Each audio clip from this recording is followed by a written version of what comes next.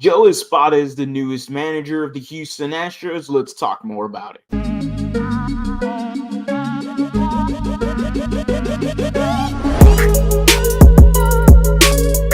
What's going on, everybody? Welcome back to a brand new episode of The Lead. Your host, as always, Harley Dugan. Yes, an Astros video. We got some breaking news as of yesterday morning.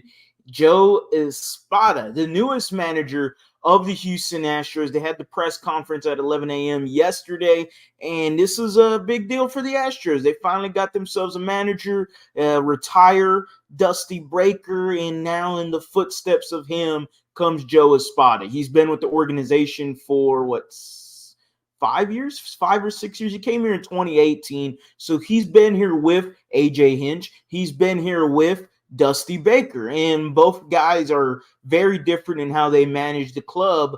Espada could take both of them and combine it into his.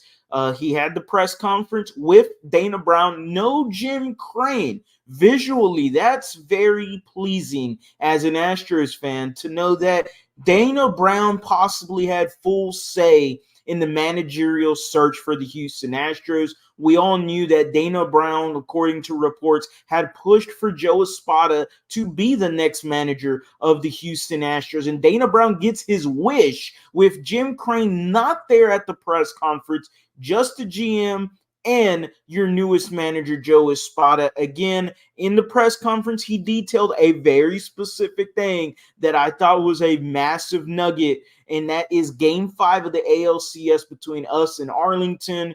And when Dusty Baker got ejected and he didn't want to leave and all that good stuff, Joe Espada made the decision to pinch hit for Yainer Diaz, pinch hitted Yainer Diaz and Jonathan Singleton in as replacements to come in, and we all knew how huge that was because that ultimately led to Jose Altuve's 3-run home run to give us the lead and ultimately the win. The Houston Astros and Joe Espada know each other very well. He is the one that ultimately made that decision. So the future seems pretty bright for these Astros, and who else more deserving than Joe Espada? He's done his due diligence. He's gotten through other interviews and other MLB ball clubs, but you can't tell me that he did not want this job ultimately. And hey, why not? The window is still open. You still got Altuve. You still got Bregman. You still got